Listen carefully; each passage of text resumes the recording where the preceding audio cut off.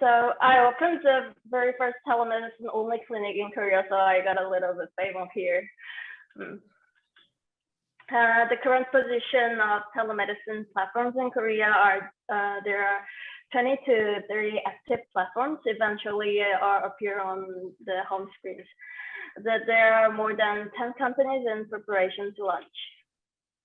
In 2020, because of COVID-19, telemedicine in Korea was temporarily permitted. The number of telehealth visits in Korea has increased from 1 million in 2020 to 2 million in 2021.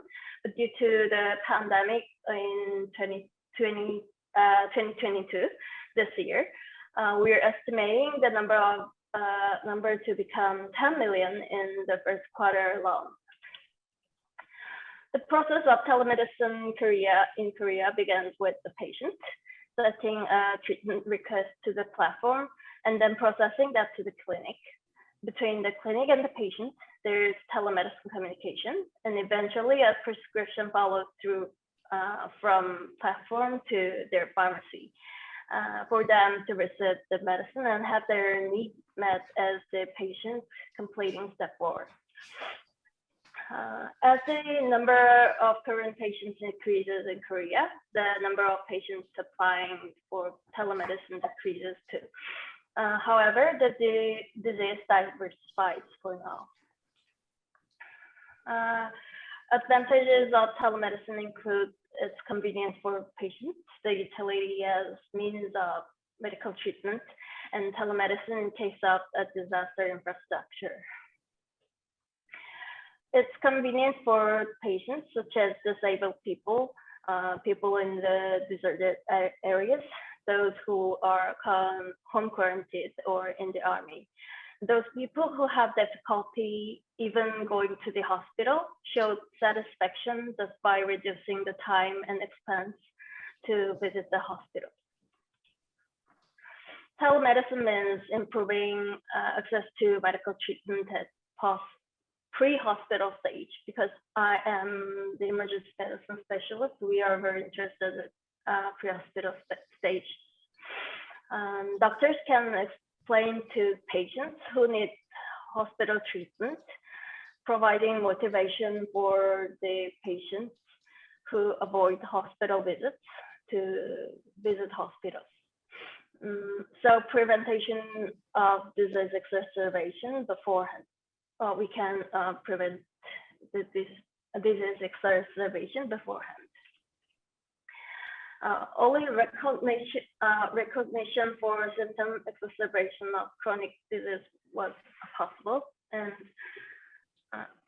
because we can give the database and patient-centered medical care service will be available.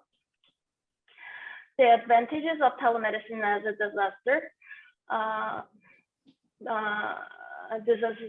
disaster infrastructure.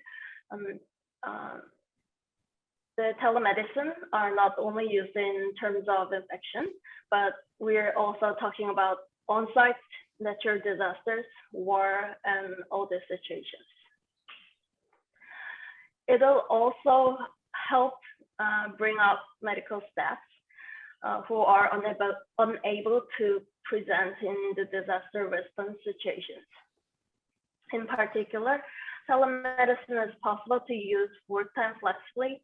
Therefore, this part could be a means for medical staff who had left the hospital due to various circumstances to easily return to the treatment site.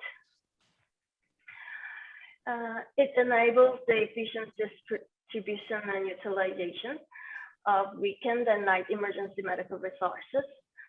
Telemedicine enables efficient distribution, enabling people to have access whenever, wherever their needs of urgent care.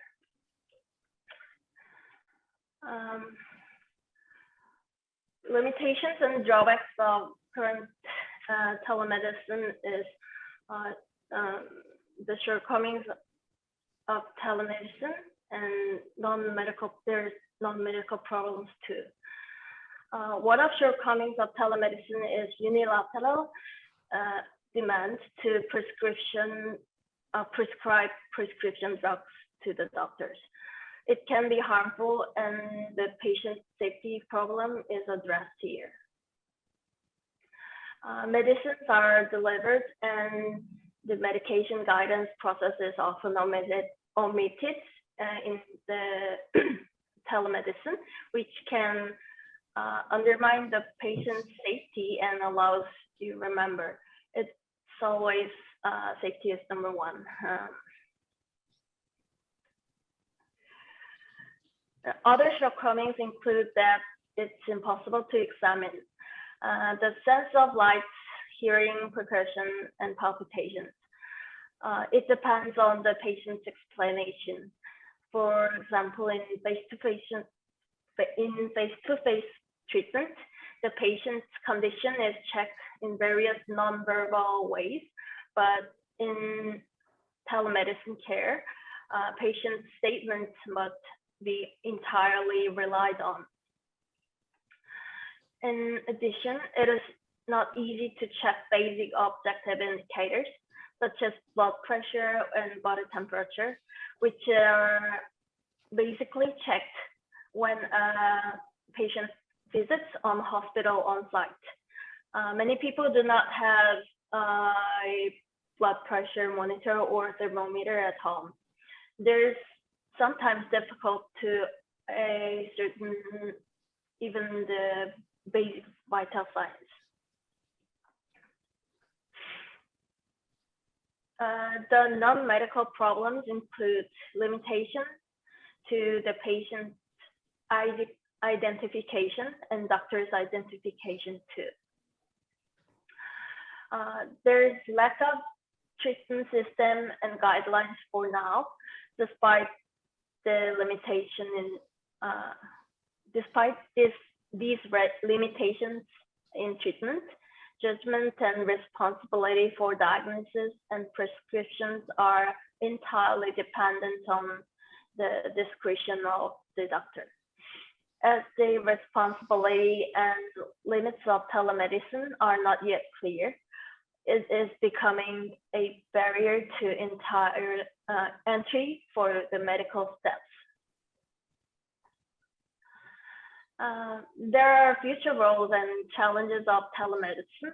One, relevant ministries to platform, business operators, medical society, and patients and caregivers.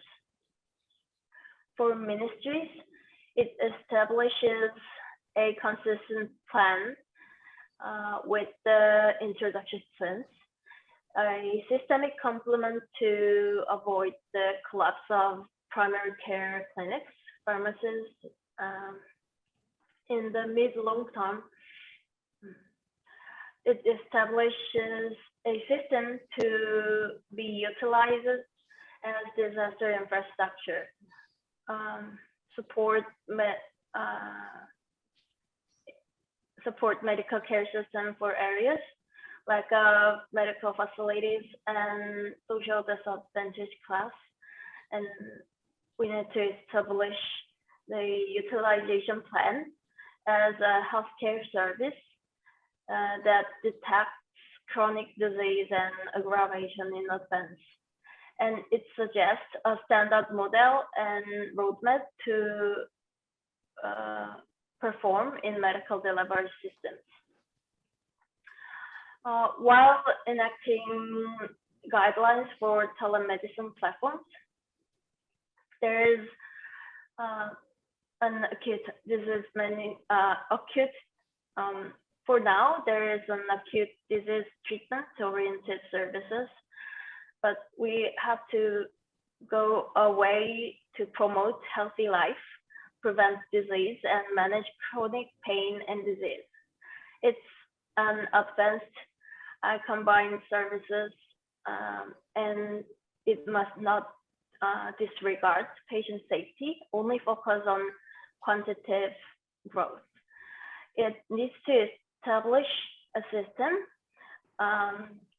to block any illegal factors or risk threatening patient safety. In the first place, at the stage of signing in, for the telemedicine service should share the responsibility too. The medical society needs to provide a minimum ethical education and entry barriers to the doctors, and should issue the standard guidelines for respective disease and set up essential visits to clinics at regular intervals, and to develop meaningful telemedicine service model. Medical personnel should take the lead in terms of patients and caregivers.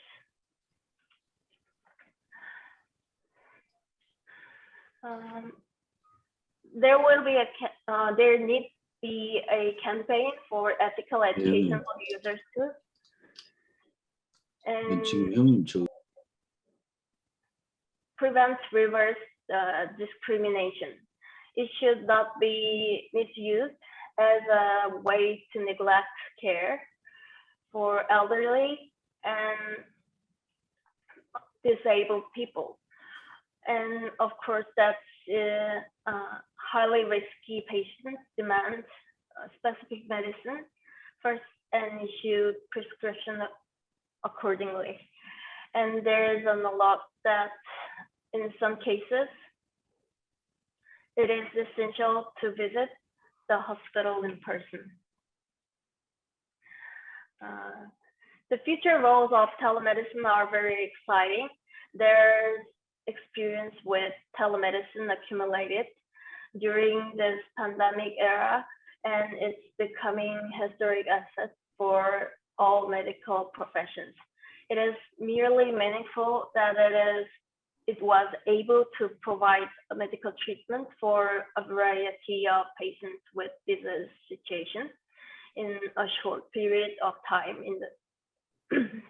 In the future, medical community and government should use this experience as resource to progress telemedicine systems through a sufficient debriefing process for both patients and doctors.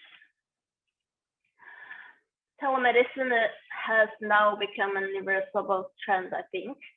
However, in order for telemedicine to settle down properly as a solid medical system for public safety, not only the medical community, but also the related ministries, platform operators, patients, and their guardians have to put their heads together and pull the wisdom.